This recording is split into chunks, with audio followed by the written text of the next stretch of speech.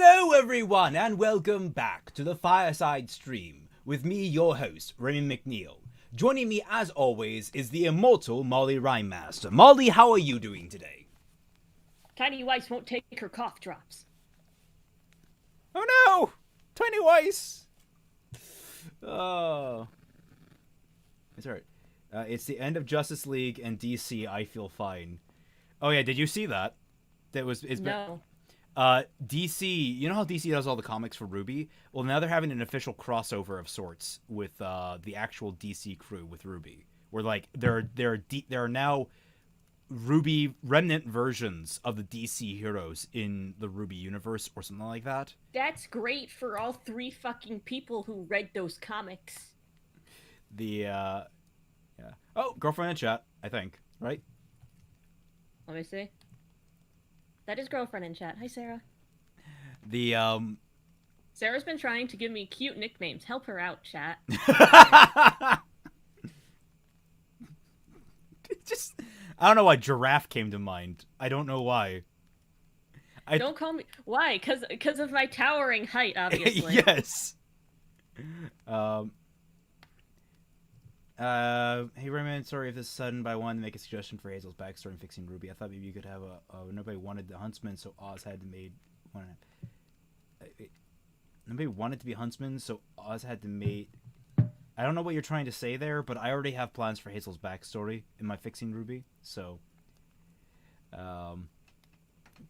yay, more reasons not to read DC. Yeah, I know, right? I'm already having a headache because my next video, I gave up on my Sweet Home video because I had so much apathy towards the show at that rate. It had killed my entire enjoyment of it, so I decided not to do it, and it was just like such a lengthy project for a short video. But in my Thief video, I don't know if I even want to do that anymore, but what really got me is I want to do a fixing of Wonder Woman 1984, and I'm in the middle of writing that right now, but oh my god, that gives me a headache. No, Abe, we are not giving Mollie that nickname. I knew this would go well. Yes. Trying to get more people to read the comics. Yeah. At least Marvel will occasionally have a good Daredevil comic or something. Yeah. Like, but the thing is, like, Batman actually has bat ears. And, like, I get, like, they're going for that whole pun type deal where they're like, or not even pun, but just, I don't know what they're going for with that. It's just, it annoys me to no end because Faunus are a look down upon. Is he a rich Faunus? What is the lore behind that? Big M. How would you like to be called Big M from now on? I don't. Big Mall. You just really you're fixated on this whole big thing. Anime as art.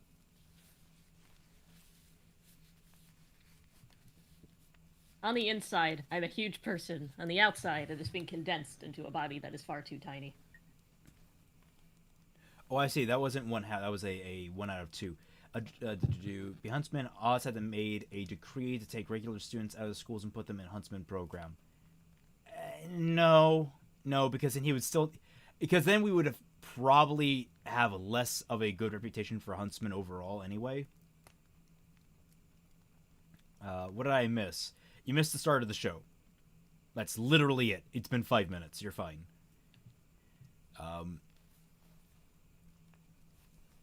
Now what was I going to say? So I was considering a couple of things. I thought Big Mac is successful. Why not Big Mall? Big Mac it's a hamburger. It's not a person. That's like not a pun. It's not a pun, and it's not an adorable animal. So I was going to say, the plan is, I was thinking of how to better distribute our time here because we didn't want to burn out on writing. Obviously, we gave a very vague prompt last time, and I imagine it's letting people do a lot of different things. But I wanted to set a more regular schedule for things because we're doing this every Friday at 4 regularly, and it's turning out to be a very doable thing. I was thinking, I ran this by Mollie, that we alternate weeks where it's a writing prompt for you guys, then a writing prompt for us, then a writing prompt for you guys, and then just a free day where me and Mollie play Phoenix Wright. And I wanted to know everyone's thoughts on that going forward. Machu Picchu. How do you like being named after an Aztec temple? Or is it Aztec? Mollie, you there? I don't know. I don't feel this one. We're going on a pretty high caliber of nicknames here. Like, one of my nicknames for Sarah is Thumper because when she's happy, she bounces her leg. Like, when she's very happy and she's excited, that's what she does. And it's the cutest thing in history. Phoenix Wright as an WRITE. Get out of here! No, you're banned! I'm kidding, you're not banned. Where's Cooking the free day with... I actually considered... I considered going, like, setting up in my kitchen today. But we have so many prompts that I figured it would just be kind of a waste. Yeah, that would be... I mean, I would love to have more, like, kind of off-the-wall type stuff. I'm also heavily considering opening a second channel so I can put my streams up on there. I would still stream from this channel, but I would download it and then upload it to that channel so it would have... The only thing I'm concerned about is having a text log for the chat, because the chat would not carry with it. And someone's messaging me on Facebook. So that's like all the different concerns I have. Those are my thoughts right now. It seems like people are pretty warm to the idea of the regular streams. If that's the case, next week, what would you want it to be? Would you want us to have a writing prompt, or like for me and you to write together, or would you want to do Phoenix Wright? That is for you, Mollie. Oh, that's for me. Yeah. I mean, I don't mind either way. Next week, what's happening next week? Well, I'll be in a different location, which isn't new. The week after that, the school's gonna have started, and I actually need to check my schedule real quick. Oh yeah, that would probably change things. I'm gonna have to open up Google Calendar, which on my computer will take like 20 minutes, so I'm just gonna have it open on here. I mean, what version of Phoenix Wright do you have to play through? Because I would stream it to you, but you can't stream the same screen. Streaming gets weird because the camera can only be focused on one thing at a time type deal. It's weird. So, like, I would rather have you playing along with me in your own copy. Do you have your own copy at all? On my other computer, there is an old ROM that I played through when I was like 17 that I could dig up of the first game. So, let's see. Let's hope it has Rise from the Ashes ready for it. Yeah, I do have Rise from the Ashes ready on there. So. Yeah. Oh, it's Incan. Machu Picchu is Incan. Got it. And yeah, Thumper's girlfriend did not have a name. She was just the hornily drawn girl rabbit. It doesn't sound bad. Having more time for each prompt can be useful. Inca. Machu Picchu is Peruvian. Oh, it's Peruvian. Did Thumpers... nope. Miss Bunny. Yeah. Okay. So, with all that kind of covered, I'm glad there's some positive feeling towards that. Let's move into our prompt, which was setting tone, if I recall correctly. Am I wrong? Yeah. I think that was it. I know that was... Guys, we don't remember our own streams. Yeah, it was pretty vague. I don't look over my own streams because that's a lot of time to spend looking at streams. So, with that said, the first actual input what is the term I'm looking for? Submission. Thank you, brain.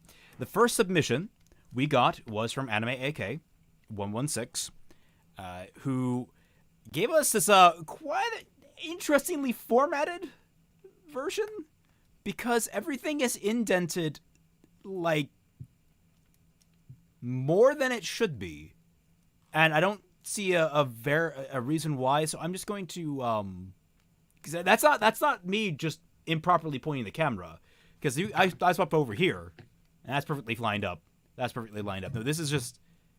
And I'm not sure what you were doing with that anime, AK. Maybe you were playing around with it because we talked about that last week. But like, if you're not doing anything super special with it, I would just recommend. It's about there, I think. Is that the average? I do sort of prefer it only for the reason that I split my screen, so I have the chat on one side and then the dock on the other.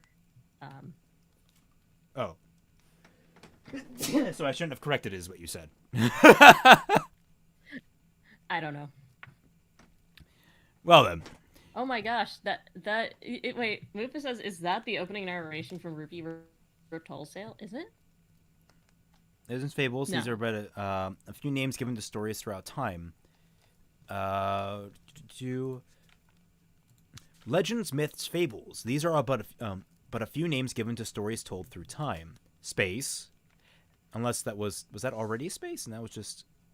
No, you need a space. Lowercase a. After all, how can a city be built when you're on your knees? Centuries of history, period, outside that. Centuries of history, culture, art, even laws have been made based on stories. The first truth that begets the first lie. This is weird. Okay, so let's talk about this formatting for a second here with the parentheses and punctuation. That's very like that This reminds me of like lyrics, where like they do that when like one line starts before the other ends and it's like behind it, so it's happening at the same time. And it's an interesting thing to do, and I get what you're trying to do here, because it's a question in the parentheses, but a statement outside of it. Do you put a question mark inside the parentheses? Because parentheses are weird. Because then you put a period outside the parentheses at the end, regardless. Yeah, parentheses are weird because they're just kind of like what's inside the parentheses is their own thing. So in my experience, like, if I don't know, this is an interesting thing where like I think that if you're trying to set it in its own context, that is how it works. Where it's like, okay, so you have this question, and then that's part of its own thing, and then the period is just part of the sentence that you threw the parentheses in. I'm thinking about it like I think of an equation now, where like what's happening inside the equation, it's like when you have parentheses on an equation, what's happening inside the parentheses is its own condensed thing. I don't know if that's exactly how it works in grammar, but I think it is. I think it is too, but like at the same time, I also know that you don't put punctuation inside the parentheses. I think if it fits the same, it's also like a statement, like matching the outside of the parentheses. So if it's a statement, you don't put parentheses. If it's a question, if like they're both like, say for example, centuries of history, culture, art, even laws have been made based on stories, and then parentheses, lowercase t, the first truth that begets the first lie. There's no punctuation inside the parentheses, and then a period outside the parentheses. Does grammar have PEMDAS? I don't know if grammar has PEMDAS in this particular case. It's a good question. You double spaced here. Yet a sad truth remains. These myths and legends that tell of yours. For the record, I would look into the parentheses thing. It's not something that comes up super regularly in mine. I don't usually use parentheses myself. Yeah, it's true you don't need to leave the parenthetical in a period. Moop is right. But well, the big thing is, if that was also a regular sentence, you wouldn't need to end it in a period. But I think because he's asking a question, yeah, well, it's because the statement outside the parentheses is a statement. It's not a question, and inside the parentheses is a question. So you have conflicting grammatical forms. It's one of those things that you can't just ignore. It's one of those things that like I would.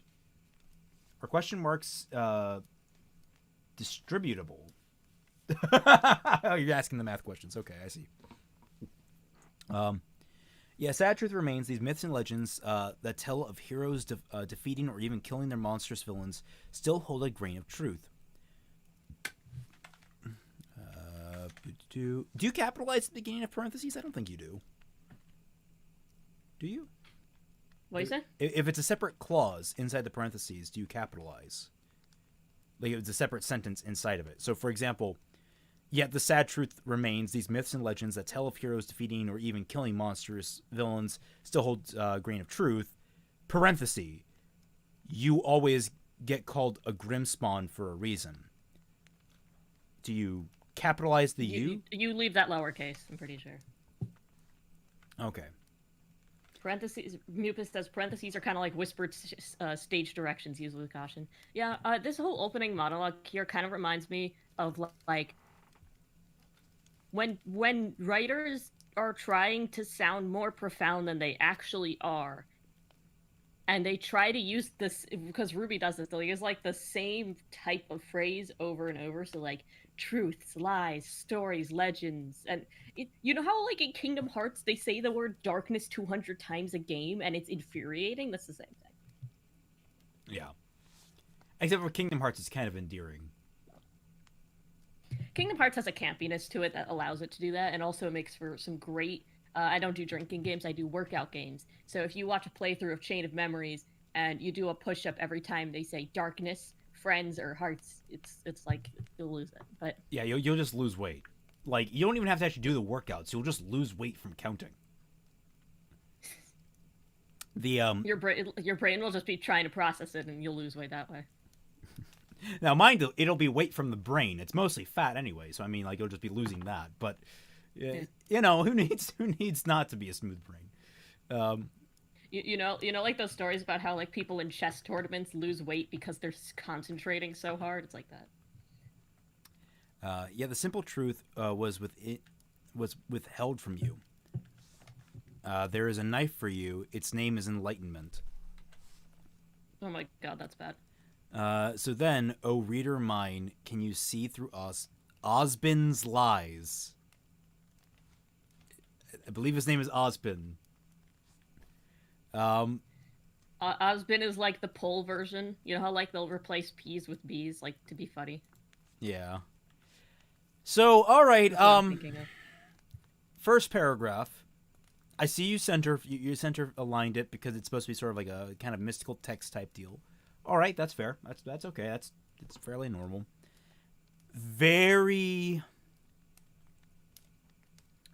What Molly said was right. It's trying to sound more profound than it is.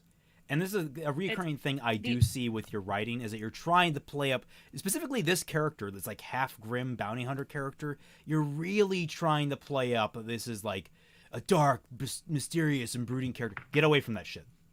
Get as far away from that shit as possible, because the more you play up the dark, brooding loner character, the more people will see transparently what you're trying to do, and they will care less or actively come to hate that character. So, at the beginning of the Yellow trailer, there's this really dumb thing. There's this really dumb saying. I'm trying to remember it, but I remember it's so fake profound. And they repeat it, I want to say, in like the song Ignite, and it doesn't fit there. I'm trying to remember what he was trying to say, but I remember it was just like a much fancier version of a very common phrase. Let's see. Trailer premiere. Abused and neglected male reader. Oh gosh, that's such a great video. I'm trying to find. I'm going to talk all my lines like this from now on. Oh, good. It's already muted. Great. Oh, stupid ads. Get out of here. I'm just trying to see the title thing. Skip ad. Scathing eyes ask that we be symmetrical, one-sided and easily processed. Yet every misshapen spark's unseen beauty is greater than its would-be judgment. I don't remember that. So basically it's saying be yourself, but like stupider. Basically. It's not something like profound that I actually really liked from my favorite line from the entire series is from the White trailer, which is every man is entitled to his own sorrows. I believe that's the phrase they use. And it's just like, that's a very simple phrase, and it speaks to a very deep truth. It's like, you can't judge someone for what they find painful.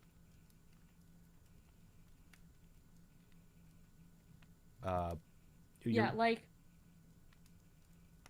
that's what I'm kind of saying. Like, okay, first of all, the difference between like the difference between the red and white and then the black and yellow trailer is still really funny to me. Like, again, I'm still convinced that the first two songs were ghost written, and perhaps like the whole videos were ghost scripted by someone who actually knows how theatrics works. And then the black and yellow trailer are just, guys, we're quirky at anime. Anyway, um, but that's not true. They did do something with that opening line. They put it into a bad song. Be yourself, but stupider. That does fit Yang. Okay. Anyway, my favorite. I pulled it up. My favorite opening, like tone-setting opening narrative of all time, and I don't think. I don't think Atma Starfish is here to hear me say it, which is a shame. But hopefully he'll go back and hear it. So the opening of Final Fantasy VI, the GBA version, the ancient war of the Magi. Even when its flames last receded, only the charred husk of a world remained. Even the power of magic was lost. In the 1,000 years that followed, iron, gunpowder, and steam engines took place of magic, and life slowly returned to the barren land. Yet there now stands one who would awaken the magic of ages past and use its dreaded power as a means by which to conquer all the world. Could anyone truly be foolish enough to repeat that mistake? And that kind, like, what Anime Kid did sort of reminds me, like, he ends it with the question of asking the reader, like, you know, something important that's supposed to be reflected of the whole story. But the difference is that the Final Fantasy VI opening is really good for tone setting because it gives you this world setting, you know, gives you that frame. It's a snapshot. But then also gives you, yeah, it gives you a snapshot, and it also sets up. It doesn't give it away, but it sets up. Could there be anyone foolish enough to repeat that mistake? Like, something's gonna happen. The game doesn't start on it. The game starts on something a lot vaguer, and you find out the true, like, the whole story later. But that's how you're supposed to set it up. If the game started out saying, like, Terra is a mysterious amnesiac who only needs someone to love, like, we're no strangers I would to be love. like, wow, I don't give a shit about Terra. It's you cooler know the that rules, and so do I. Sorry, I can't do myself. it's cooler that it just drops you in there and lets you learn who she is. So starting by trying to frame our hero as this, wow, he's so cool, he's an abusive, neglected male reader, is, you know. Yeah, the tone is one of those things that's really hard to quantify, and that's why we actually challenged you guys at least to it. It's very hard to kind of specify what it is. JJ Bass, Jonathan Fuller, he actually submitted this this week. He's the guy that made that side-scrolling Ruby beat 'em up. Ruby. Oh, that's awesome. Yeah, really cool game. Highly recommend you guys check it out. He's in the chat. You can click on his name. But JJ Bass, to prove your point, to make me an anime adapting Blake and Yellow to my video game was easy. Red and White are harder because they are thematically artistic, not dumb action. And I'll attest to that. Like, it was a bit of a shock, not a shock, but it was weird with, you know, the red one, where it was just Ruby running through a field and then ending in a big mob of Beowulfs. It felt kind of aimless. Not in a bad way. It felt like you really had to, like, make it work and how it functioned. I haven't played the white one yet. I haven't played Weiss yet. Ruby Fading Light, thank you. Everyone Google that. It's a great fun time.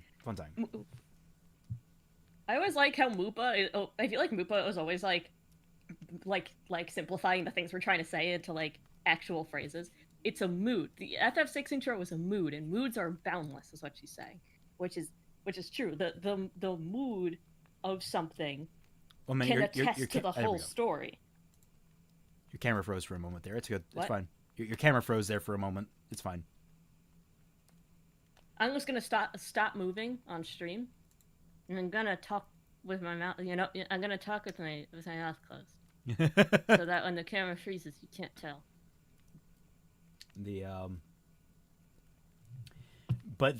Yes. So it is mood, and what I usually try and find with setting is specifics. It's not just, it's actually the opposite of what you think. It's not about like, oh, this vague feeling of things. It's drilling down to a specific detail. It's about, I would say almost over describing in a way. Like this is where like purple prose does kind of come into to play a little bit.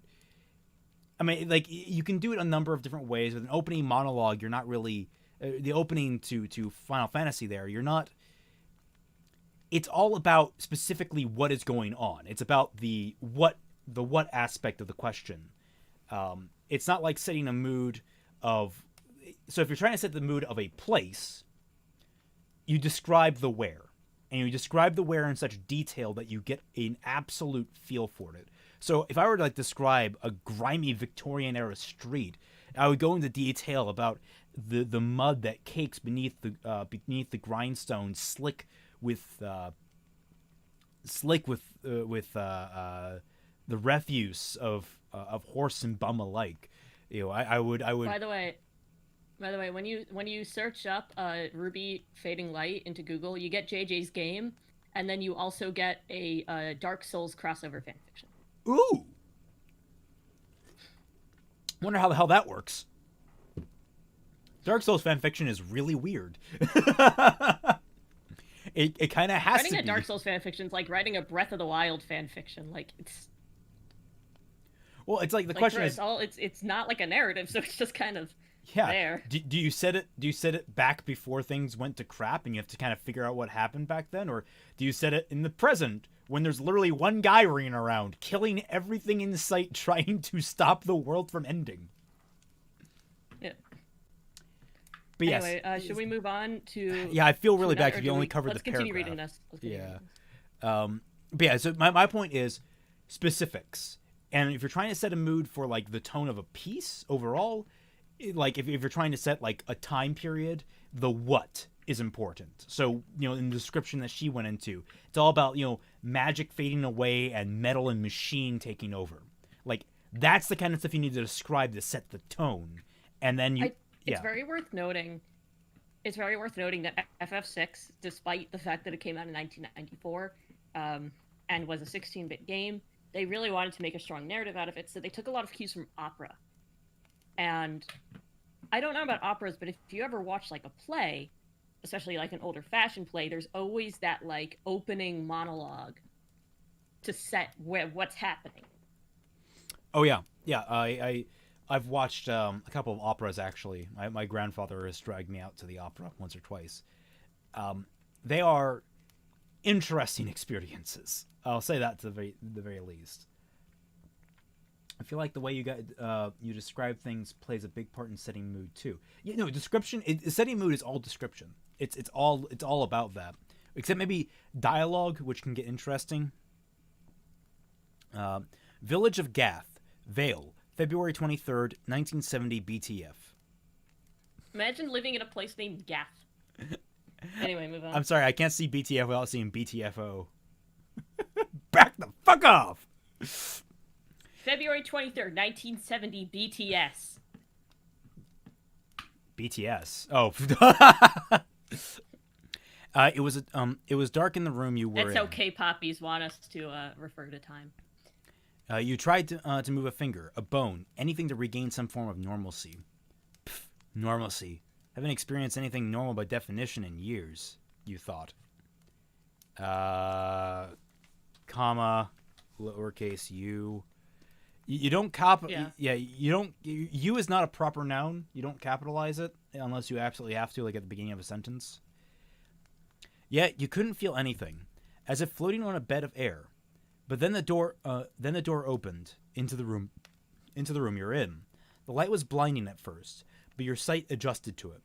Watching from within some liquid, a man who was hard to see picked something up that imprisoned you. The scene changed rather quickly as footsteps echoed in your ears.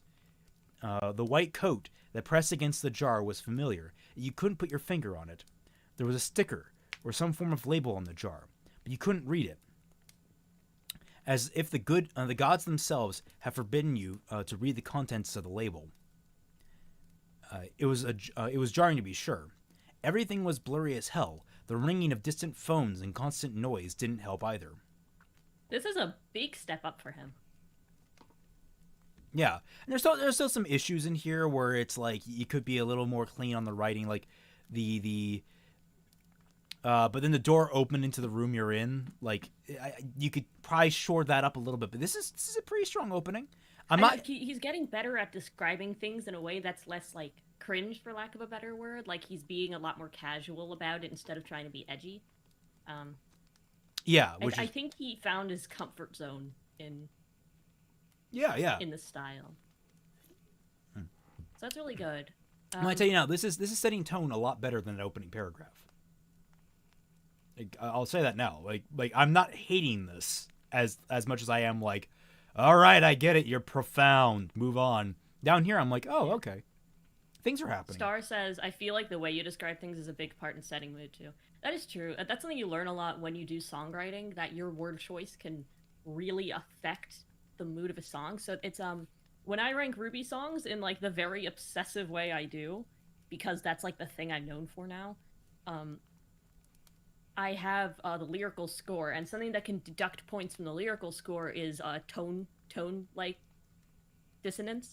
So I'm gonna open that up real quick so I can find an example. Okay. Well, tone dissonance is a big. You go. Yeah, you keep reading, and I'll find an example. All right. Where was I? It's difficult to say what place you were in. But then a blue object came into view. It was probably a door, given that it moved to reveal another blurry room. The man holding the jar you were in popped the cork at the top and poured the liquid and you into something. Darkness came again, and then an unbearable noise of a motor was heard, and you felt sucked into some thin, clear tube. Light blinded you again before quickly going into another hole encased in darkness. Yet again. Don't use again twice in the same sentence. That's like big on the repetition red flag. And then there was silence, if not for a moment. Man, I was wondering what Ruby song used 10 filler words, had 7 tone conflicts, and 5 flow killers, and it was All Things Must Die. I think that had the lowest score of any song. The cries of a child soon came to pass. The hushed whispers around you were taunting you, as if your soul could translate the incoherent message that your ears couldn't hear. Your eyes filled with light again, but you stood up. You stood upright. Upright is one word. Upright. Upright is one word. Facing towards a crib. The notes on the clipboard only had 5 things of note. Weight, 4 pounds. Name, N.A. Duran. My name is Duran Kaida, damn it, you thought aloud. 3 periods for an ellipsis.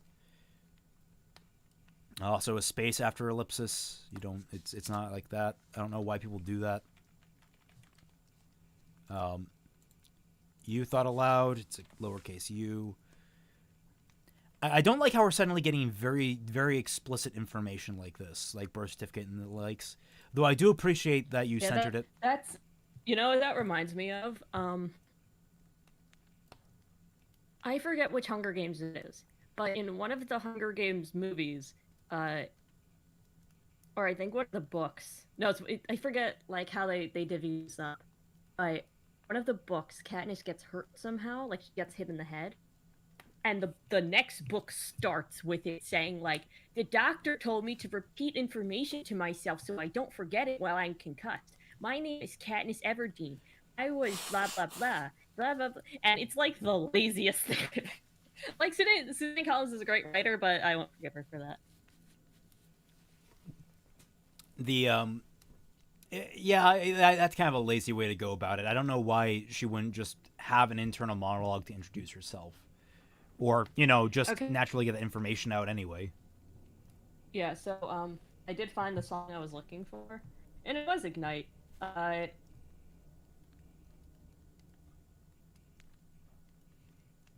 I'm gonna pull it up here. Instead, I got Ignite by Alan Walker, which is probably a much better song. Um, I love how the lyrics genius page has like all this annotation. Like the first verse is literally just Yang saying, "I'm gonna beat you up." My mama said knock you out, so I'm gonna knock you out. As soon as Yang realizes the threat to Ruby, her anger and subsequently her semblance takes control of her. The cool-headed delivery of these lines contrasts these angry connotations. Anyway, so the opening of verse of Ignite has lines like, "Didn't mother warn you? Now she's gonna mourn you. Being damaged, how you'll end the day," which is a terrible line just in general. And then like, you know, the chorus is like, "Fool, you shouldn't stare into the eyes of fire. You're gonna to regret this little fight. You don't want to mess with me. I'm something higher. Anguish, you'll know your miserable plight. Soon you'll bemoan your mistake of a life." Like, it feels like the song doesn't know what it wants. Messing with my family means that soon your history, and then there's a giant rap in there. Yeah, and then the pre-chorus has, "Yet every misshapen spark suffers the judgment and pain, but just light conquers dark. There's a beauty that's great." And like, it goes into this poetic thing when the rest of the song is like, "I'm gonna beat you up because you don't mess with me." And like, that's what tone dissonance is. You can't, if you want to do something profound, you can't start with being like, "I'm cool. You know, like." The someone pointed out, Serox, I missed this. Thank you for catching that. The notes on the clipboard only had 5 things to note of. Don't repeat note. There were only 5 things scribbled on the clipboard notes. Like that's all you have to switch it up a little bit. But I kind of get where you're coming from, because by the sounds of it, this is like them infecting a baby with Grimm? I think I'm getting that implication here. You read more. Sorry, I'm reading the comments now. So this is the heart of Mollie's obsession with Ruby music. Very interesting indeed. Yes, you could analyze me on my obsession with Ruby music. I've been doing this since I was 15. Like, okay, so the real reason why is because I used to really not have that much of an interest in music until I was introduced to Ruby, and I thought the lyrics were bad. I wanted to fix them, and that's why I just kind of got on this rabbit hole. So I wouldn't be into music if it wasn't for these songs. So I'm very, very attached to them. Reading your own text aloud to yourself is a great way to catch repetition and grammatical errors. It is. It really is. Like I said, read this stuff out loud again. Like write it down. And this is like a rule of writing, which is write drunk, edit sober.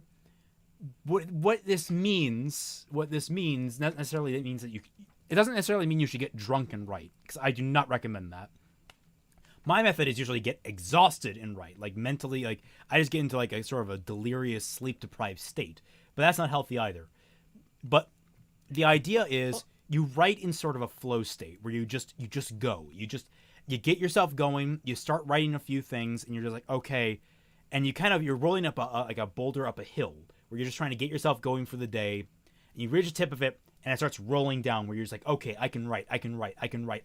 You just go. Just keep going. Then at the end of it... And then when you have a clear head, go back. Then when you have a clear head, you go back and you read it out loud to yourself, and that's where you clean it up. Guys, this annotation.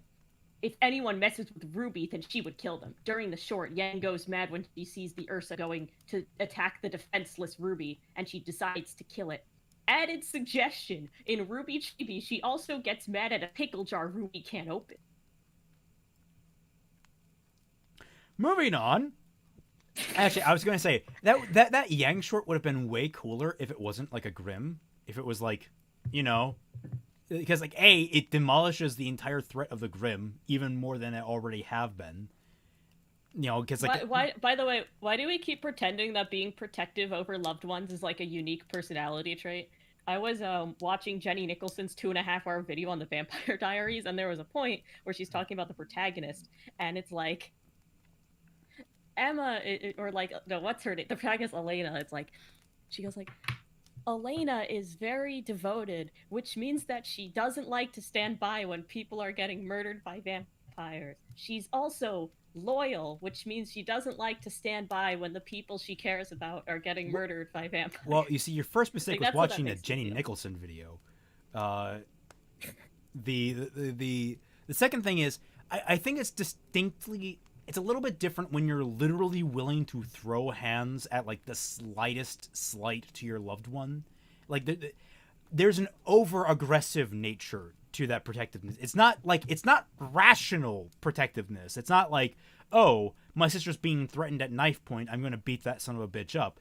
No, it's, hey, this guy insulted my little sister. If he doesn't back the fuck off now, I'm going to beat him to a pulp. Like there is an unhealthy level. I think that's actually that's thing. People try to portray that as like a positive character trait. That's not a positive character trait. She's literally willing to assault people over words. Like that is not healthy in the slightest, and it shouldn't be treated as such. If only Yang has shown us she's cared about Ruby in the past 5 years. Yep. All right, so I'll finish up 5 this. years, 3 years. Where are we? Where are we? Volume. We're spending a lot of time on 8? anime AK, so let's move on to let's finish up this section, and we'll move on to the next one. You didn't read any more, not that you could anyway. There is more written on there, but apparently, your birth parents' names are covered in some pen remover, like whiteout or something. But you only stared into the crib. You couldn't see the child's face, but he cried. He did so for so long, yet the staff didn't dare see if he was all right. Then you could see his eyelids open, silver as the moon. The baby calmed down when its orbs of innocence looked upon you. As if out of instinct, your glove hand rose. All but one finger closed into a fist. All but one finger? Do you like leave your pinky out? The child smiled and giggled as best it could. Its clubbed lip preventing the smile to be cute like a normal babe. The now laughing child used a hand to grab your finger. So small, yet so strong for a fragile thing. But everything went black, leaving you in an empty space. All right, so that sets an interesting tone. Like, the rest of that was actually pretty good. You could clean up a lot of the wording. But that's just kind of taking care to read it out loud to yourself, see if it sounds right. But I think overall, another improvement. You're making some good strides here, Anime AK. Now next up is who? Who is next? Mupa, I think, was next. It is Mupa. Yep. Mupa, you're actually here for this one. Yay! Here, you take this one. Okay. Sheer curtains surrounded the seashell bed, fluttering multiple layers that filtered blue light from the orichalcum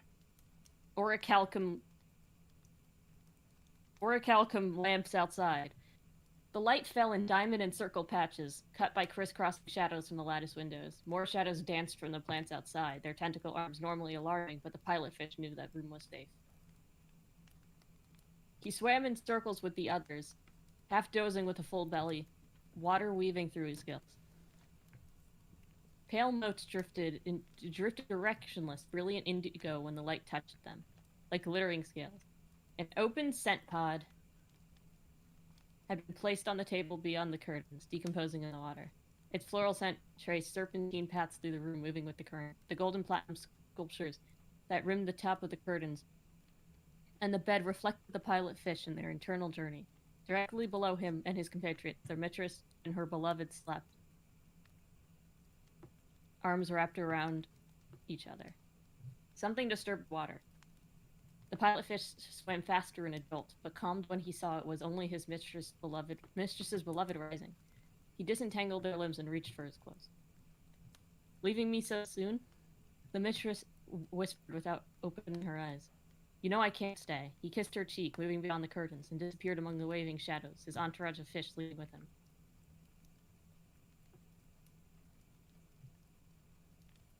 The mistress's fish swam closer as she lay with slit eyes, caressing them one by one. It was the pilot fish's turn to be pet, and she gave a wry smile. At least you guys don't leave me. He nuzzled her palm and gave tender bites, and she chuckled herself back to sleep. Well, that's It's neat. like a mermaid forbidden romance story. That's certainly an unusual collection of terms. Interesting. I don't know exactly what I mean. I mean I get what's happening, but I also don't get what's happening. It's an interesting combination of things going on here. But it's There's good work. certainly like the whole thing was having a setting, and she certainly set a very particular room and particular tone, so that worked. I'm just not exactly okay. So yeah, it is mermaid forbidden romance. Okay, good, wonderful. But once again, trying something a little different. It reminds me there was a cracked story, a cracked article where they're talking about like the death of ingenuity. This was back when cracked was good and wasn't like shell outs. The and the guy Don't was you mean talking. shell outs?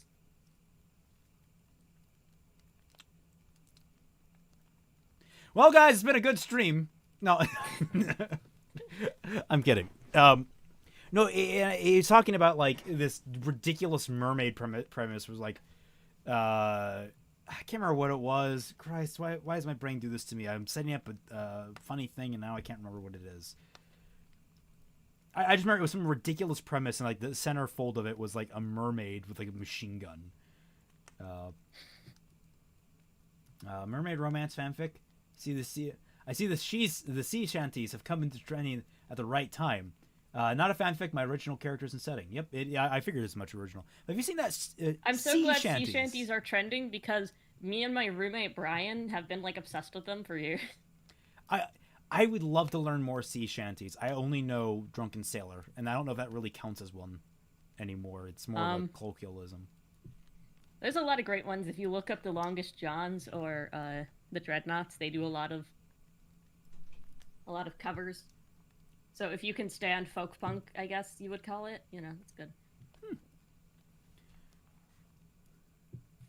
Is the story Naughty Call? Boo! Boo! I'm glad everyone's having fun with this. Next up is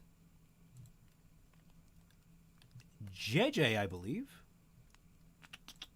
All right, let me open this. Who, by the looks of it, used my advice and wrote in Comic Sans. Now, here's the catch. Oh, you wrote a lot, so we're gonna have to. We're going to have to. I'm just gonna change this to something a little bit easier to read. I actually like Garamond. It's actually become my favorite font as of recently. Oh, it is a little small. There we go. By the way, nobody asked for it, but since I still have the document open, the Ruby song with the worst lyrics are All Things Must Die, and the ones with the best lyrics is a tie between Rising, This Life Is Mine, Red Like Roses, and Mirror Mirror, and Cold, which I could really only give credit to 3 of those, because 2 of them have under 100 words. Leave Her Johnny is a good shanty. Leave Her Johnny's a really good shanty. Usually I don't dwell on so many sitting details, but because of the prompt, I decided to go ham on it. No, that's fair. I think my favorite sea shanty is, it's either Roll the Old Chariot or Old Maui. Roll the Old Chariot? We'll roll the old... I think I know that one. We'll roll the old... I know a couple. I know a lot of like group songs. 'Cause I was in chorus, and we had like "Swing Low, Sweet Chariot," which is a. That's a different song. Yeah, that's obviously a different song. I guess I was getting confused between like "Sweet Chariot" and then "Roll Out the Barrel." Roll out the barrel, we'll have. From Shadows. By the way, From Shadows is number 2 on the worst in this list. It has a legacy. It really does.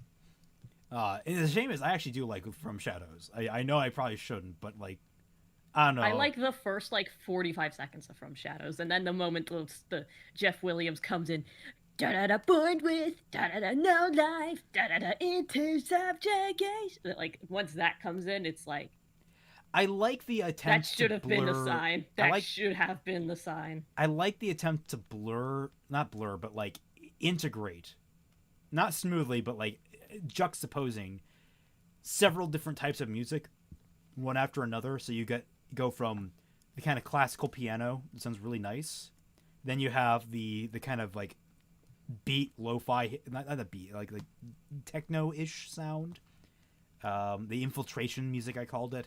Then you have the hard rock, and then you go back to the piano. I like that transition of things. It's an interesting kind of lyrical story, not lyrical, musical story. Molly, Anyway, I would genuinely like a stream where you just go in on the whole soundtracks. That'd be fun. That would have to be something I'd probably do on myself and not with Raymond. So if that happens, I would have to open up my own channel. Um, we could do something which like that at some point. I would just have, like we would like listen to like a section of songs together, and like talk about them, and then like go on stream and talk about them. Basically it would just require a little bit of prep so I could actually be comparable. Okay, Ruby, cold of heart, brave of soul. The small house creaked and groaned. Wooden beams seemed alive as they cried out in pain against the nighttime gale. The howling wind broke endlessly like waves to the shore, and drifts of snow whipped against windows, rattling them in their frames. The dark forces of night seemed to be trying to rear down on the very walls in search of prey. Or that was how it seemed to the little girl as she slid in the moonlight hallway. Her breath hung visibly in the air as she shivered against the chilling darkness. The floorboards, cold as ice, stung her bare feet, but a simple spell had taken effect on her, making movement impossible, the sound of her own name spoken in a quiet murmur. The young girl pressed back tight against the old wooden doorframe, biting back any sound that tried to escape from her mouth at the mention of her name. The dreamlike, unreal nature of night evaporated, with warm grogginess turning to cold, sharp attentiveness. The search for water and a nighttime snack all but forgotten as she hid from the faint yellow light that flowed gently from the kitchen. Now unmoving, breath controlled, and voice stymied, the little eavesdropper listened to that most ancient magic, adult conversation. You might want a semicolon there. I think that probably fit better. They talked in their hushed tones, whispering at full volume the way adults do, believing children cannot hear them, unaware and forgetful of how it draws in those with prying ears. I love that. That is such a good sentence. Yeah, this is great. She knew both voices, but hardly recognized their tone. The first, her father's. You'll want another comma there. Yeah, there should be a comma there. Lacked the inexhaustible energy that always made her smile, replaced with a tiredness she never heard before. I just don't know what I'm going to do, Crow. She's nearly 8 now, and nothing. I mean, Yang's aura came in after falling from that watchtower, and she was only 6 in her, 6, and her semblance. Well, I wish you'd have given me a. There should be a comma there too. Yeah. Yeah. Well, I just wish you'd given me a Bronwyn family warning before that trip to Armsky. I'm still paying back that damned barber. Ruby, now truly awake, knew that she should leave. She didn't like this conversation, and every second was closer to discovery. Does that work? Every second was closer to discovery, or should it be like every second she was closer? I think it's sentence. Okay. All she could do was listen. Unable to move, the fear of getting caught anchored her feet to the ground. Star, I think, just sent me something. Caught anchored to her feet. The little figure was pressed so tightly against the wall she couldn't see into the kitchen, but silhouetted outlines acted out a twisted shadow play in front of her eyes. Her father, head in his hands, flickered and warped like some grim approximation. A thin, claw-like arm reached out for the other man, resting its talons on his shoulder. The sound of swishing liquid, a long drawn-out pause, followed by a clink of metal on wood, bounced through the doorframe. A second voice began to speak. It was her uncle, his usual relaxed attitude replaced with concern and loaded with a measured matter-of-fact weariness. Matter-of-fact should be hyphenated all the way through. Look, Ty, I don't have the answers for you. I don't have the answers for you, I think. Ty shrugged off his attempt at consoling. Launching himself from the seat, he began to pace back and forth around the room. His silhouette melting and reforming time and again against the wallpapered projection. Wallpapered? Gods, so many things I never asked Summer. Is this normal? Is this normal for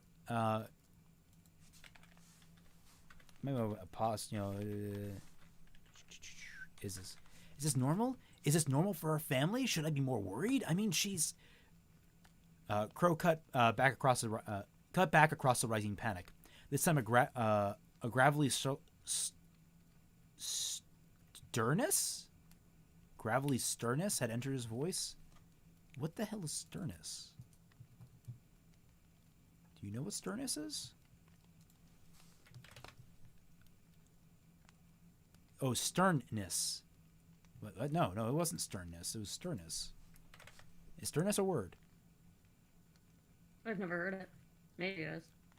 JJ, what did you mean here, buddy? Is it sternness? Is it slurriness? As far as this is going, this is good. This is really good. This sets the scene very well. It's like what we were asking for. Yeah, like my only things like would be recommendations to kind of shore up the POV a little bit, because you start out really strong describing this from Ruby's perspective, and then you immediately 2 paragraphs in you cut, or you 1 paragraph in you cut away to show that it's a little girl's perspective. I think keeping it from Ruby's perspective, like you kind of are, where it's still super intimidating. It's not that she realizes that it's just her imagination. Her imagination is playing tricks on her. Yeah. Yeah, spelling mistake. Yeah, it's supposed to be stern. Okay. So. Adverbs could be one's undoing. Yep. But yeah, I think we'll leave that there because that's actually really good. And I also need to check this from Star. Yeah. This is JJ, more than a man late, of but... many talents. Okay, copy. Yeah, JJ, and if I were, yeah, he is a talented man. By the way, if we do a soundtrack stream, I'd want that to be like this week. Oh, really? Yeah, before I go back to school, because I want a place where I can just ramble about something for 3 hours without bothering my roommates. We'll see if I can swing that. I kind of have plans this week. Like Sunday, there's a stream coming up. I'll get to that at the end of this one. If not, I could do it by myself on my own channel and figure out how streaming works. Oh, it's a pain in the ass. Trust me, YouTube is a poison. It'll kill you slowly. Revenant. This is by Cerex. Cerox. The other cleaning detergent. The other cleaning detergent. All right. Immediate first points off. The lack of indentation. Formatting. You need to indent these lines, buddy. You know, it helps the flow. So presentation's a little blocky. Solution, never use adverbs. I wouldn't say that. Adverbs have a place. Adverbs have a place. You know, I'm going to argue with you on indentation. I think indentation is like, okay, just make sure that the text is legible. So if you're not going to use if you're not going to use indentation, the least you can do is Master Decoy, what did you ask? Double space it or something, or 1.5 space it. Master Decoy, answer you. What did you ask? I'm not seeing your if you asked a question earlier. Yeah, what is it you asked, Master Decoy? I'd be down for a soundtrack stream. School. Solution never use adverbs. A soundtrack stream sounds fun. Nothing but nouns and state of being verbs. No, like I said, I think adverbs have a place, especially if you're describing it from a character's perspective. How characters use adverbs and descriptive wordage, that can be very, very key to describing their character, to exploring their character. All right, so here we go. Revenant, still chapter 1. Like, it's just a scene following my last submission. Okay. Shiro stretched his legs, squeezing himself in the minuscule amount of shade provided by the front cabin of the pickup truck.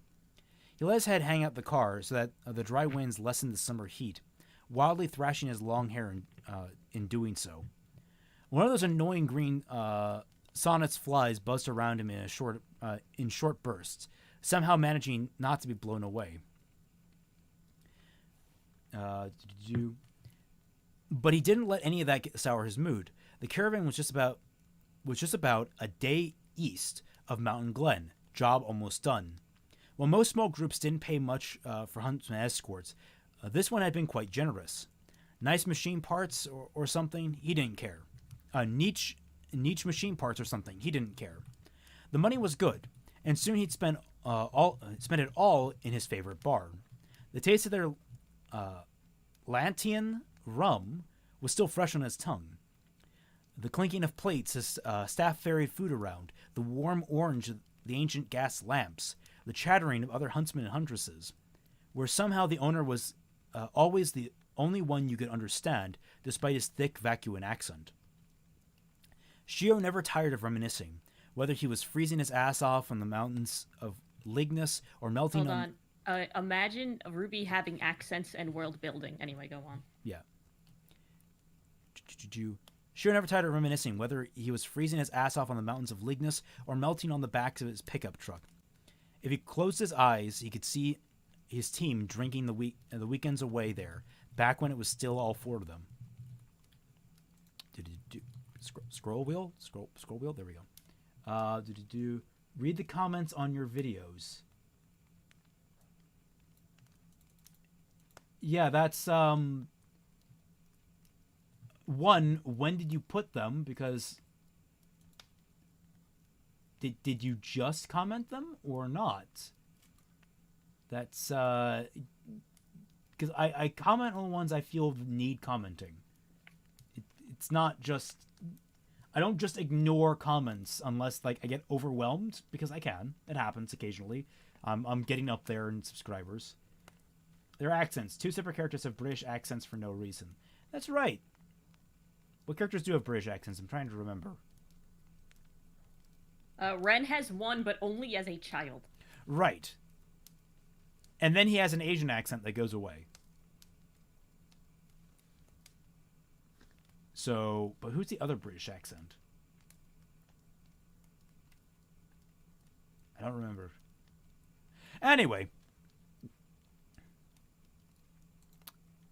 Why is the scroll wheel not working? This is bizarre. Okay, there we go. Until the car hit a bump in the road and shook him out of his daydream. Piece of trash needed new suspensions. He'd still be right. Hold on, Serix is right. Why does Velvet have an Australian accent? Oh, right. If like the rest of her team doesn't, aren't they all from the same place? No. The entire team is spread. Let's see. I think. Where's Velvet from? Velvet is from Atlas, which raises a whole. Or is she from Atlas? She might be from Vale. Her dad lives in Atlas. Then you have, I think Yatuhashi's from Mistral. Fox is from Vacuo. And Coco might be from either Vale or Mistral. I can't remember. Somebody look it up. Where's Velvet from? I don't know if they've ever confirmed where she's from. Like the way accents are done in the show makes me think that some people just say, like, they just do that for fun. Possibly. Velvet is Australian. Oops, my mistake. Who else was thinking of that? I don't know if it's British, but I remember her having an accent. Plus, Australia doesn't exist in RWBY. Velvet is Valian with Atleasian dad. Fox is from Vacuo. Don't know on the other two. I think Coco's from Vale. I think. But she might be from Mistral. So why doesn't everyone in Vale have an Australian accent? Like,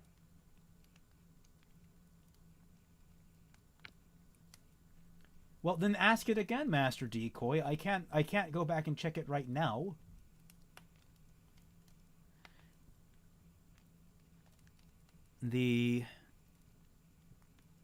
Don't forget Scarlet technically has a Welsh accent in Ruby.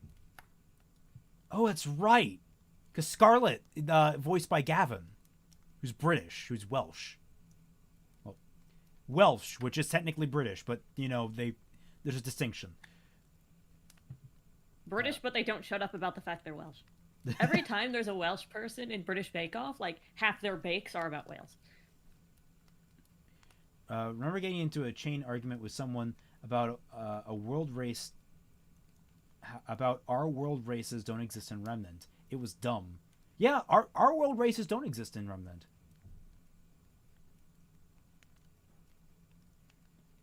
And to be fair, I might have missed your comments. They don't really notify me when people comment on the streams. They kind of put streams in their own category when it comes to that kind of stuff. So I don't usually see comments on streams. 100% quality increase of Vale is Australia.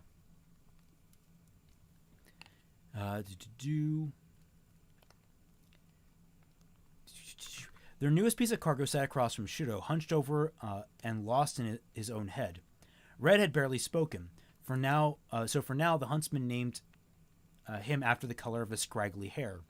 Amber eyes were sunken in and trailed off into the distance, speaking of an ordeal that had kept a piece of the young man. They'd found Red walking along the roadside earlier, dehydrated and confused. Almost got himself killed when he ran in front of the cars to get their attention. Despite some complaints from the workers, the leader of the merchants had decided to take the Outlander in. If he found someone in a wild alone and unarmed, they could need every bit of help they could get, he had said. Shiro, though, didn't agree. It was too clear that they were dealing with a bandit. The scars alone betrayed a life of combat. Red had more than most huntsmen, Shiro knew, and so the redhead had been fighting some time before unlocking his aura. It wasn't uncommon among the wild folk to leave kids to figure out for themselves, forcing them to prove worthy of the holy light. Or so the Branwins used to say. The weather is just fantastic, isn't it? Shiro joked. Crappy small talk for sure, but all he wanted was to draw the Outlander out of his introspection. Whatever he had gone through, wallowing in it would only draw Grim. Red didn't answer. He pretended not to hear Shiro, but that wouldn't help him. What? Not much of a summer guy? The huntsman pestered again. Rolling his eyes, the Outlander spoke with hoarse voice, almost a whisper. I prefer winter. Interesting answer. You might want a comma after whisper. Interesting answer. Wouldn't expect that from a local. Though the eyes didn't fit, Red clearly had some Akoin blood. Nowadays, these folks lived all over Anima. Maybe he stemmed from the colder regions like Argus. The rags barely hanging from his frame showed no distinct style.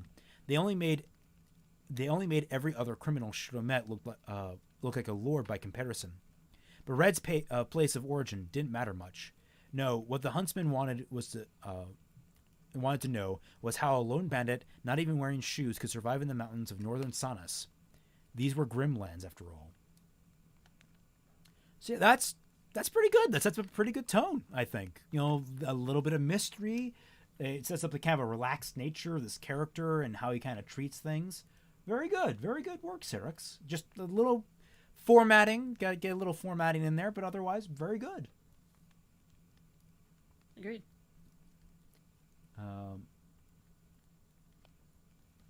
Yeah. It's okay, Master. It's fine.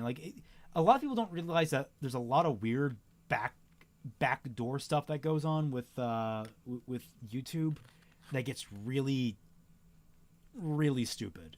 That's the reason why I'm considering getting just a second channel to put the streams on, because it completely throttles channels that stream a lot. So I need to actually be kind of careful with that. Okay, so that was Syrinx. Next up, we have Frontier, which I believe I'll let you read. Okay. Akal, old Greek word, supposed to be whatever place Pyrrha is from. Related to that, should I add small glossary as explaining fantasy words? No, I think from context you should be able to relegate that information. Mupa, it's okay if he adds me every single time. It helps me see his post if he needs it. Someone messaged me. Here's the thing. Here's the thing about accents in fantasy worlds. You either do it consistently or not at all. So like like Final Fantasy 12, they had people from America, from England, from Scotland, from Iceland. You know, they really wanted to make this all like very consistent. Oh yeah, that's one of the things. And then on the opposite end of the you go. On the opposite end of the scale, something like Fire Emblem Three Houses, where they said no accents. The person who speaks English as a second language does not have an accent. She talks weird, but she doesn't have an accent. They made sure of that. The voice actor said so. Like, that's the thing that bothers me about Ruby, is it's just like, she talks Southern, and I'm like, why? Yeah, your camera. I was going to say your head's a little bit cut off. He wanted to know if Neo X Yang has a chance at fixing Ruby. Also offered the right of fanfic. I've already addressed this, Master Decoy, in my addressment stream.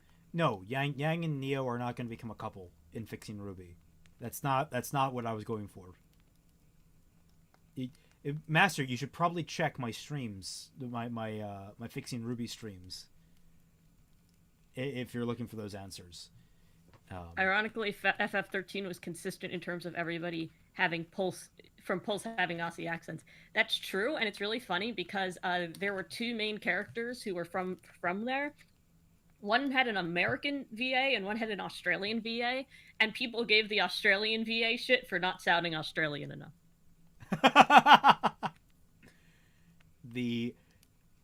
I was gonna say, but you know, in Final Fantasy 13, they also had consistently across the board that every character was shit. No. Sorry. Any chance to take to just take a shot at Final Fantasy 13? I was gonna say, like, my favorite, one of my favorite dubs, and I've only listened to it a couple of times, or I've only listened to it a little bit because I usually watch the Japanese dub instead of the English one. I appreciate Princess Principal. They put so much effort into giving every single character British accents, every single one, and the Japanese character speaks with a Japanese British accent. Like you can tell that like it's supposed to be a non-native British speaker, and that is an effort you do not ever see in anime. It feels. So that Attack on Titan had a whole character whose thing was that she was hiding like a country accent, and then they made her voiced by someone who sounds like she is from Los Angeles. And I'm always angry about that. Funimation hates accents. They just do. Mupa, highly recommend Spoonie. If you can track down the Spoonie review of Final Fantasy 13, it is glorious. It will probably be super cathartic for you. Highly recommend.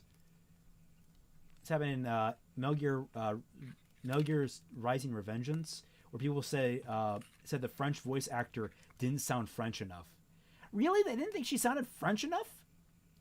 I mean, I think they just have like a stereotype in their head, and it's like, you know, in FF13, Vanille sounded like my version of Velvet. Like, I have no idea what I'm doing, so I'm just going to do the version I know in my head. Whereas Fang sounded like an actual Australian. Yeah, because like the I mean, and she wasn't even like completely. She was Algiers. She was from Algiers, so she wasn't like 100% French. That was a whole big thing. Is that she just, you know, she was from war-torn sections of Algiers. She like watched people get slaughtered in front of her and became like absolutely desensitized to violence, if I'm remembering correctly. Then she wouldn't even sound like she was from France. She would sound like she's from Algeria, which is different. Yeah, but she was, you know, she still spoke French. Like I believe Algiers, right? Algeria yeah, they speak French there. Um, God, people crap on Metal Gear Rising for how it does a terrible job delivering antagonists. Like they're presenting the antagonist, but the antagonists are all really interesting characters. Like if you ever get into that game, it's like they seem like stereotypes of like radical ideologies, but there's some nuance there that just gets completely lost, I feel like. And I remember all the characters. You had Mistral, you had Monsoon. Monsoon's my favorite. I love Monsoon. Sundowner, Jetstream Sam, friggin' Senator Armstrong, who is amazing, and everyone should conform to his ideology, except for the violence part. That's a bad part of his ideology. But he's a man I would legitimately shake the hand of gladly. He's insane. I love him. Anyway, let's get to Williams. Yes. Williams' submission, because he's actually in chat now. Oh. Hi, William. Okay, I'll take this one. The storm had blown up out of nowhere. From atop a rocky slope, Nomad watched it as it advanced across the desert with the lazy assurance of an apex predator. Oh my gosh, he's actually trying to fix Nomad from nowhere. I think he tried this before. Yeah, I think he mentioned that it was sort of a not a rehash, but like a redress of one of his earlier submissions. Because this is familiar. Not with the speed, but instead with scale, crossing miles with the same ease that Nomad would cross inches. Already the leading edge had reached where he stood, the harsh, ceaseless wind carrying a shroud of dust. Both herald and vanguard of what was to come. The storm itself stretched across the horizon as far as Nomad could see. A colossal mass of blowing sand and twisting shadow that reached high into the sky to blot out the sun casting into the desert with an eerie false twilight. Nothing could be seen within the clouds save for the forked tongues of silent lightning that flared across the surface. Brilliant explosions of ephemeral light and dancing shadow last only seconds before fading back into nothing. Coolest description of a thunderstorm I've ever heard. I'm down with it. I think it's pretty awesome. Full on. Beautiful and deadly. That looks bad, Ronnie said. This is bad. Nomad turned to look at the woman standing next to him. This is bad. Standing next to him. She had her face wrapping pulled back to better see, revealing an expression of iron stoicism. Nomad had come to know her well, enough to see straight through it to the worry lurking underneath. I've seen worse, Nomad replied. She turned to look at him, hidden worry shifting to obvious doubt. How much worse? Worse. It was technically the truth. Nomad had seen worse, just not up close, and not headed straight towards him. He kept those details to himself as Ronnie turned her attention back to the storm. So what's the plan, priest? Nomad pointed down at the desert below. There's a ruin down in the lowlands that we keep stocked as a waypoint. It should be able to shelter everyone. Ronnie squinted in the direction he pointed, trying to spot what he was talking about. She wasn't able to, not at this distance, not through the dust, though that didn't stop her from trying. How far? Less than 2 miles. 2 miles? Her gaze bounced between Nomad, the storm, and the alleged ruin, her eyes alight with nervous calculation. We can make it, but we'll have to be quick. Nomad took up his staff from where he'd stuck it in the sand. I'll range ahead and scout the path down. You take a head count and get everyone on their feet. They need to be ready to move by the time I get back. Fine, Ronnie said, turning away from him. Just don't get lost on us, priest. Need someone to blame when this all goes sideways. I'll keep that in mind, Nomad chuckled dryly. This world you're building with this Nomad character is really cool. I like this Nomad guy and this weird way he lives in the desert and leads people around. You got something here, man. You got something here. This is cool stuff.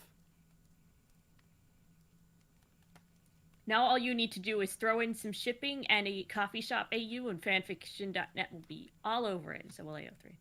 Yes, exactly. Did you see my post? Like, I was actually speaking of Princess Principal from earlier. The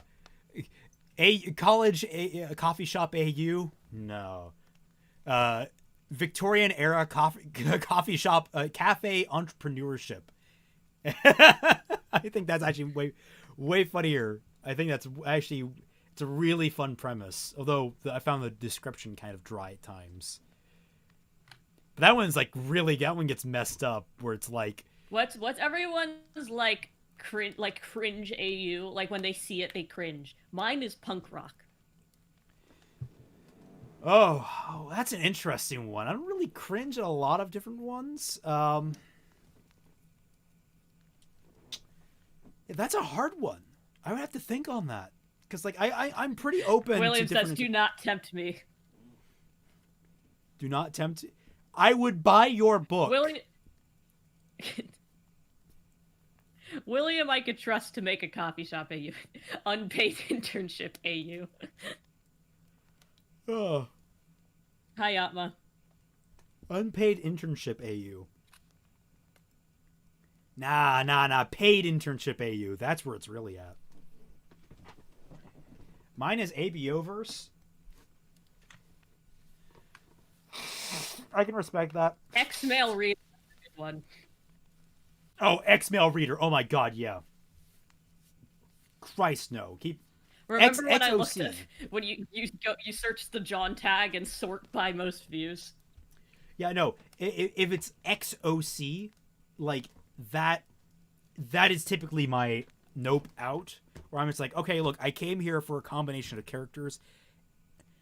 I'm sorry, guys. No one cares about your OCs. No one. Unless they're really good, like stars. Yeah, well, the thing is, like, the problem is the bad reputation carries over. So even good ones like stars will get damaged in the process purely by reputation Abused alone. and neglected mail reader. The response streams have been really long since Volume 3. To be honest, I prefer the old format where you read the comments of your own and print out ones that can be addressed summarized. Repeated points, the old format can also be done live. If you searched up the John tag at all the police are notified. Floof is back with soup. Everyone clap. Floof is back with soup. Okay. High school AUs are a huge mystery. High school AUs are funny because they have that whole showing your hand thing where people are just like, all right, guys, high school AU, are you ready? My lack of friends in high school. The bad relationship I had with my science teacher. The jock I had a crush on. The other jock I had a crush on. I like high school AUs because it does challenge writers to reassess the characters in a new setting accurately, and that's sort of why I judge it on if I do read them, where I'm like, okay, these characters have they have been very well established in the world that they're from. How well did you translate that into a real world AU? I think it's really funny. I think it's funny when it's like Attack on Titan because or something like that where all the characters are so heavily defined by their like horrific trauma.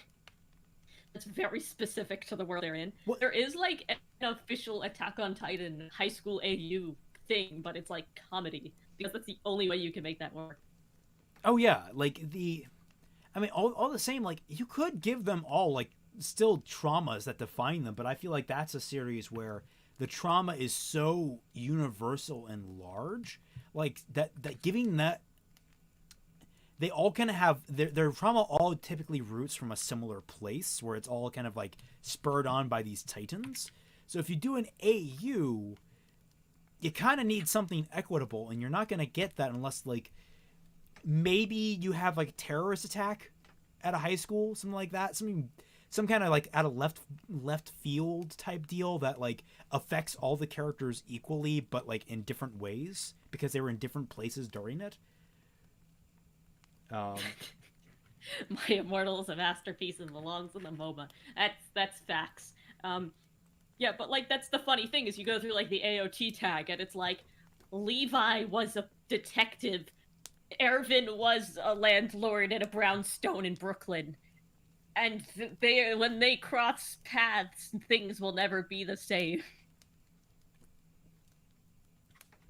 See, like it just doesn't work unless you are intentionally doing it for comedy. Mostly because those characters are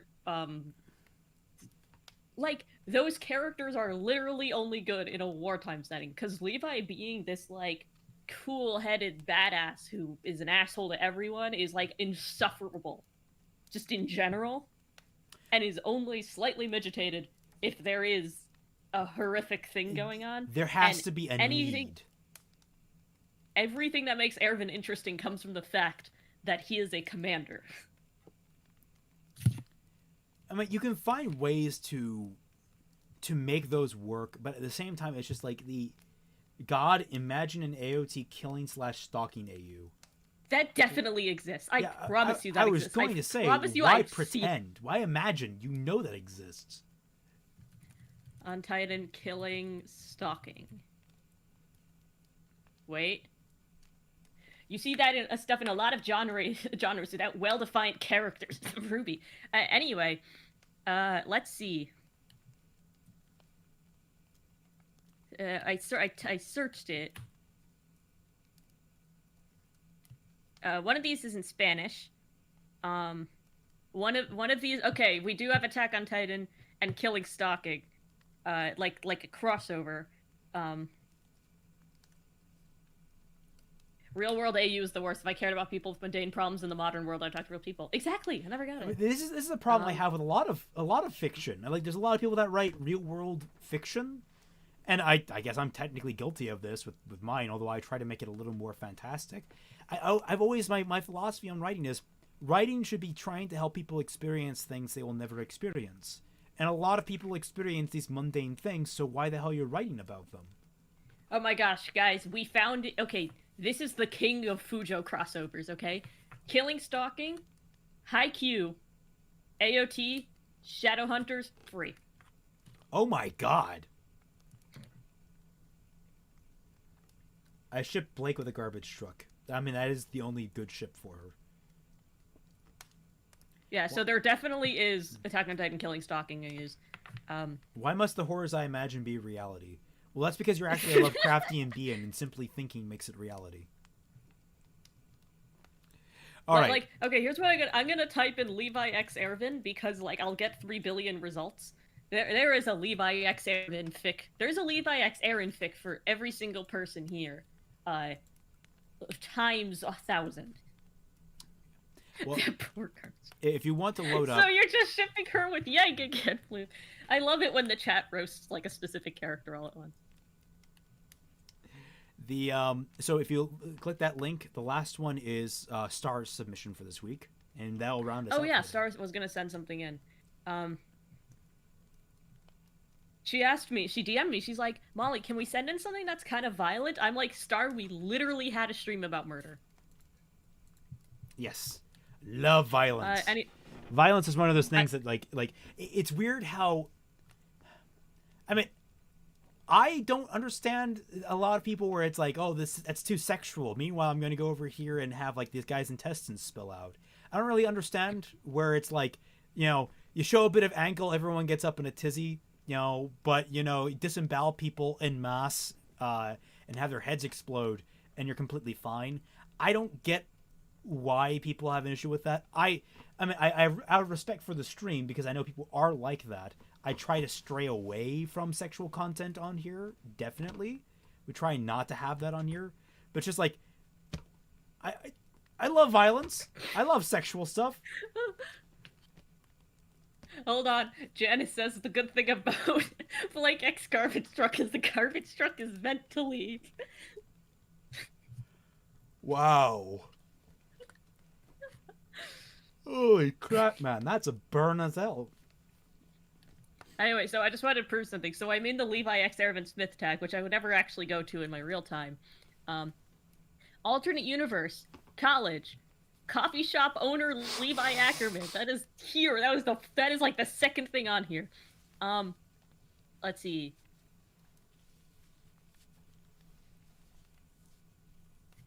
Okay, that's like okay.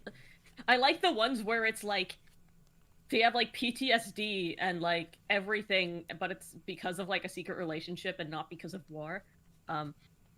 Let's see what we have. ABO. Okay, alternate universe, coffee shops, businessmen. You see what I'm getting at? Like, this is all just incredibly boring. It's like the only thing that makes Erwin interesting is the fact that he's like an That is a very flattering frame to her frozen on. You froze. You froze. Uh, that's because I got a call on my phone. Am I unfrozen? Yes, you're unfrozen. You're good. Okay.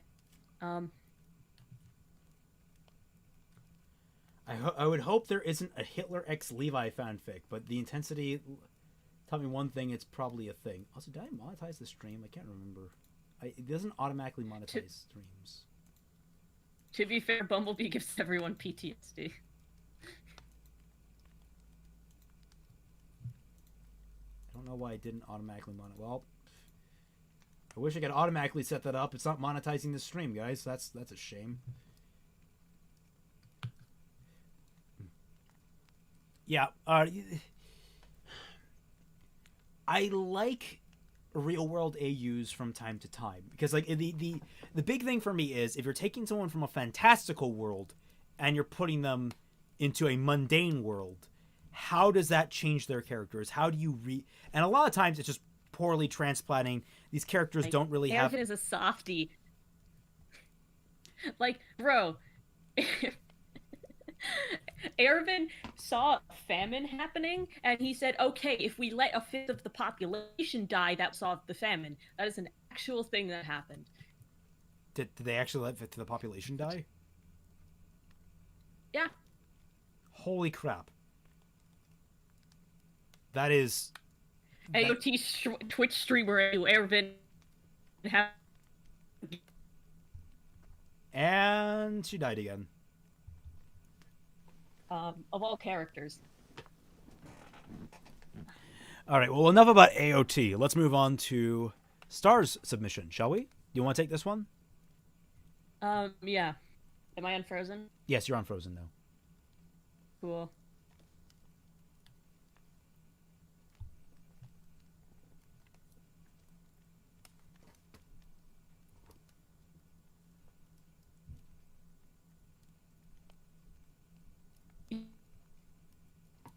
You're roboting pretty bad, actually.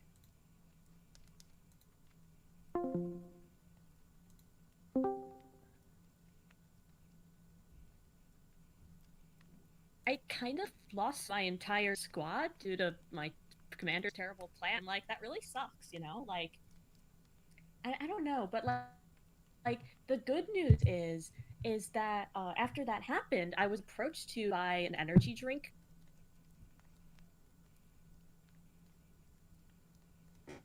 Anyway, you cut out through all of that, and I actually closed the call briefly. I can't do anything about that. I know. I'm not blaming you. I'm just letting you know, so you know that like we cut in, and it's like I lost my entire squad and the thing, and then I got approached by an energy drink, and then you cut out again. So I'm like, wait, what the hell's going on? You know what? That's the whole joke anyway. That's Levi's Negro. I lost my entire squad, but the good news is I got a new sponsorship. Approached by an energy drink.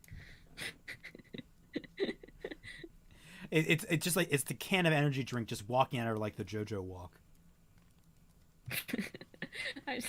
I'm sorry. It's okay. For my internet. All right, let's try and read through this because now it seems stable. Knock on wood. Okay, I'm sorry, guys. No one was going to help her, not in all the Vale, and Mayumi wonders if she even deserved it. She gasps for air, tumbling across the alleyway, her back slamming into a nearby wall. Pain spirals up her spine, bruises already forming beneath her skin. The urge to engage her aura, to heal the wounds, is strong, but she resists. It will not help her cause to anger Pixie further by doing so. Guys, stop making fun of me. I can't control when my internet cuts out, and it doesn't. I'm doing my best here. Anyway. Who was it? Clover. Was that his name? Pixie reaches down with a snarl and yanks Mayumi up by her hair, dangling the young girl inches from her face. Okay, that was supposed to be read a lot meaner than I wrote it. Mayumi stays silent, her body shaking. Every inch of her skin quivers and her bones rattle with fear. Answer me, Pixie shrieks, tossing the young girl to the ground.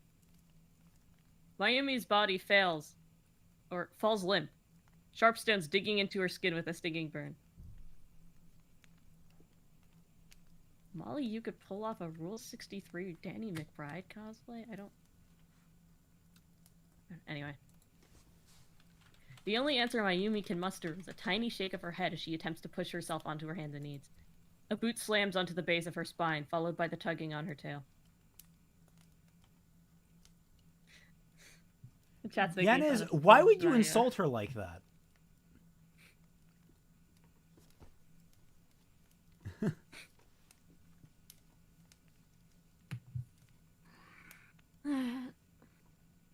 Okay, you're good. You're good.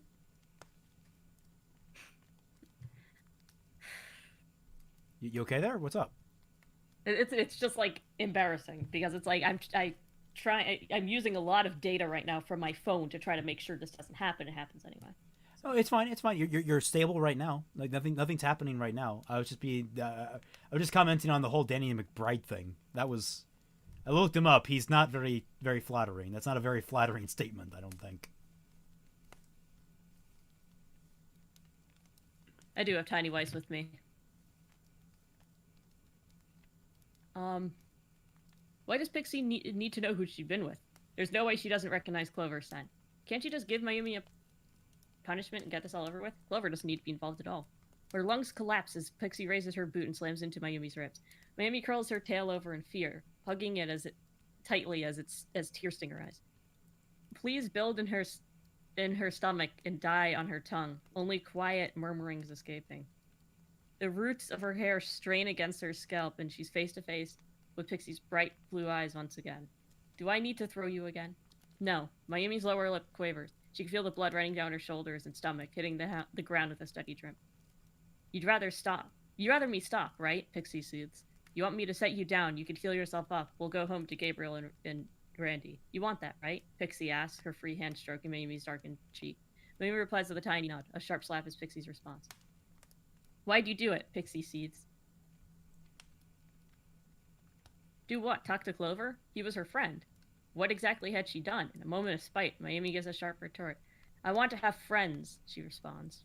I don't think you need to put in she responds, because you put that she gave a retort, so that should indicate that. Before she can recognize her mistake, her organs crumble? I don't think crumble's the right word there. Crumple is probably the word you're looking for. Beneath Pixie's fist, and she has to hold back vomit. Bright flashes swim in her vision, and she tastes iron in her mouth, thick against her tongue. It tastes vile, and she wants nothing more than to spit the disgusting stuff out. The pain from the assault, however, is only second to what she feels when she sees the distress painted on Pixie's face.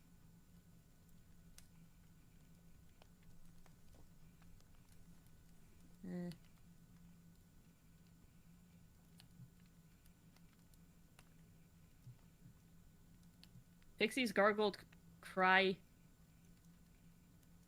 tears Mayumi's eardrums and strikes her heart with guilt. There are tears in the pink-haired woman's eyes, streaming down her cheeks and dripping onto her dress. Am I not good enough for you? You're so selfish. Do you even think about what I want? What I need? You're just going to leave me like that. Go with him? Pixie shrieks, her fingers tearing at her pink pigtails.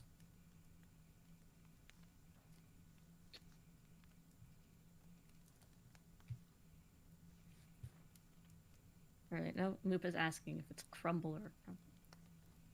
I don't think people's organs crumble when you hit them. I think they crumple. Like you double over. Yeah, crumble is like... It's very minor. Yeah, crumple is like crumpling a piece of paper, while crumbling is like pieces of brick falling apart. Yeah. Anyway. Mayumi pushes herself up. Despite her shaking legs, she staggers closer to her partner and reaches up, grasping the woman's wrist. Please don't hurt yourself, Mayumi mutters. The guilty pit in her stomach hurts more than the beating. Pixie was hurting herself again. Okay, this is like a very personal thing, but when somebody does like a terrible thing, like beats somebody, just horrifically beats somebody, like in this scene, and then it's like, oh, but they're actually mentally ill, so I feel bad for them. Like that, I don't know. I don't really have the bigger context, but this feels wrong. I think that might be the intent, because I think this might be more Stockholm syndrome. Okay. If it's framed as a bad thing, then yes. But if it's framed as like a positive trait of Mayumi's, I can't really get behind that. Yeah, I think like because by the sounds of it is that Mayumi wants to have a life beyond this girl, but she's sort of like indebted or like does actually care about Pixie. I don't know. Yeah, again, I think that might be um that might be a context thing. You aren't supposed to like Pixie. Okay, so that is a context thing. Sorry about that, Star. Crumble works. It's an IoT fanfic. Many people's organs crumble in that story. Yeah. Um, but yeah. Mayumi is being manipulated. That's the point. Okay, I am just making sure. Not because I thought you would do that, but I'm just making sure. You did mention this works less without the context, so my mistake. I'm sorry. Please, hold up. Pixie was hurting herself again. And Mayumi can't help but think it's her fault. I'm sorry, please don't do this to yourself. Here, let go of your hair, she whispers as she chokes back tears. Pixie sniffles. Then in a flourish, she relents and pulls Mayumi to a hug. For a long moment, they hold this embrace without any sound to interrupt it. The maid of Mayumi's wounds fades to the back of her mind as Pixie's weight pushes against her, promising her that everything would be okay. It was over. A dull golden light engulfs the young fire, slowly her aura begins to heal her wounds. Promise me you won't go talk to him, Pixie whispers, her fingers running through Mayumi's ponytail gentle strokes. Promise me that I'll be enough for you. Pixie's breath washes over Mayumi's neck and her heart stops. No was not an option, but that word danced on her lips. Pixie squeezes her desperately, as if sensing Mayumi's trepidation. Yes, I promise. You want a Mayumi comma stutters. there after yes. Yeah. I didn't notice that it was missing, but yeah, you want a comma there. Terrified to shatter the peace after just achieving it. That should be peace like world peace, not again, that's just a homophone thing.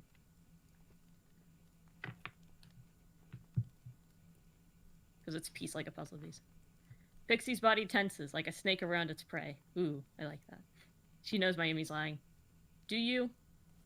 She whispers, blue eyes growing cold. Pixie lets go of Mayumi and takes a step back, her hands balling into fists. I do, Mayumi cries, stumbling back to avoid a strike, her hands flying up to shield her face. I promise, I really do.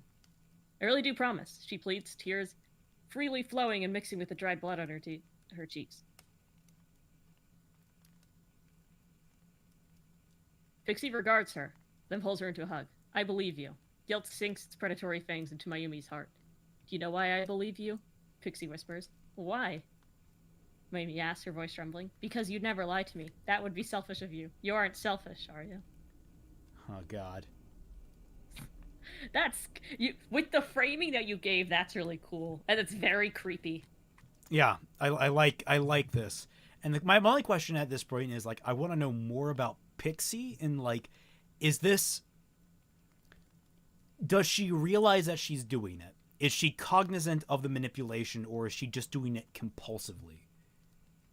That's what I want to know. I want to know like is she intentionally manipulating Mayumi? Is she like does she cognizance? I want to know that because like that kind of determines, is she just mentally ill or is she a cruel evil human being? That's the kind of stuff I want to know more about a character. I like that. I like this dynamic. It's horrible. That's tone setting. It's different in the sense that like it's not about the emotion of the situation. It's about like I want to learn more about these characters, and I am supposed to read Star's Fic. I have it on my schedule to get to that tomorrow. Just do some more beta reading. I am excited to read it though. Yeah, and I've got such a packed schedule. I would if I could. I'm falling behind on fics that I want to read, beyond the ones that I would really even like to read. Like there's like the whole layer of like, oh, I have friends fics I want to read, but then I have the ones that I personally already follow where I'm kind of invested already. So I read those first, then I get to the friends ones, and then like there are the request ones that come in that you got to read this, or even lower on the list. So it's like I have like so much I want to do. Yeah, I know there's an entire fanfic that goes into it. Yeah, I don't think that question is answered so far. I mean, it's fine. Like, even if you leave it vague, like, it's fine. Though, when she gets her comeuppance, typically you do usually see whether or not it is or not. But yeah, that was great. Great Star. Good work. You really set I know Molly was kind of uneasy about it, but I think you set the tone perfectly for like this abusive dynamic. I think like the tone was perfect for it. So Yeah. I was just a little thrown off because I've seen things. And by things, I do mean Sheep 2018. wait, Sheeb 2018, what? She-Ra 2018. Oh,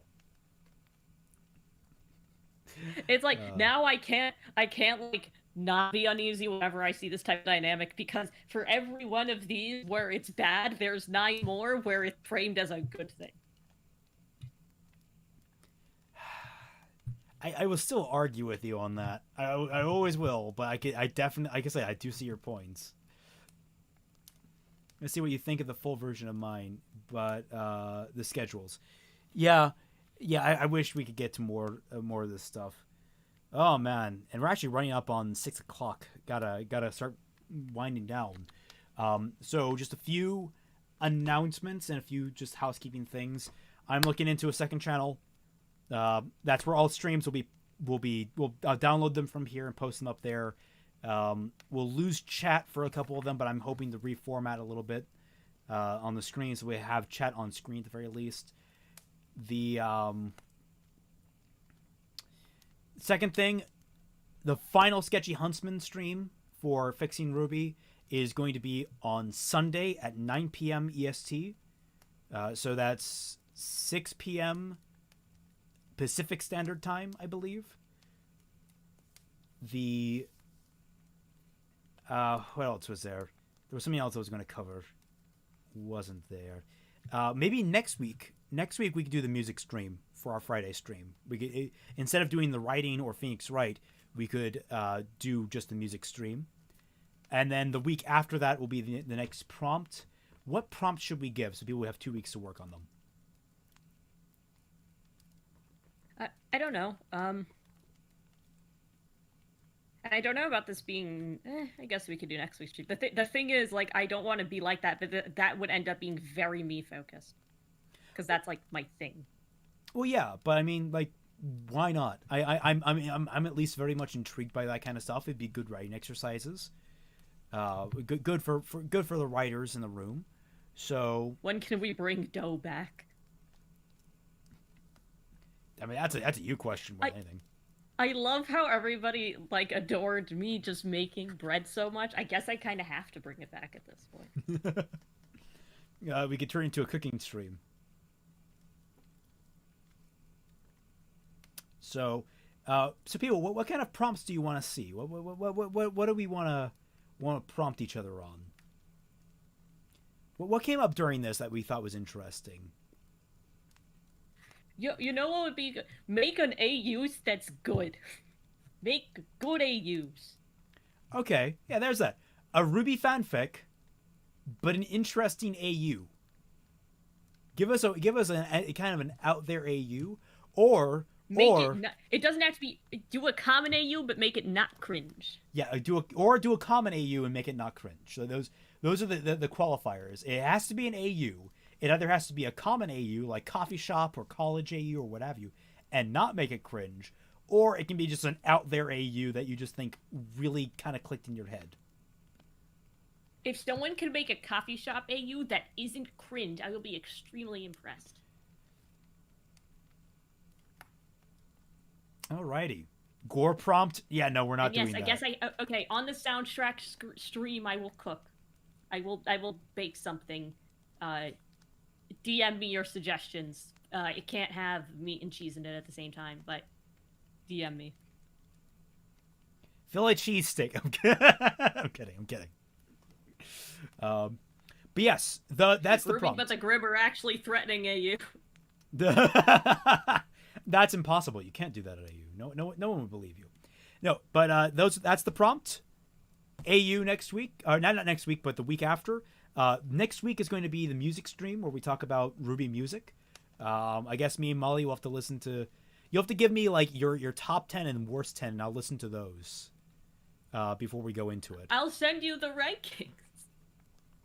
And I'll listen to those before going in. Nice. So yes, that's all for the stream today. Join me on Sunday with the rest of the Sketchy Huntsman, and I hope to see you all then. Until then, catch you all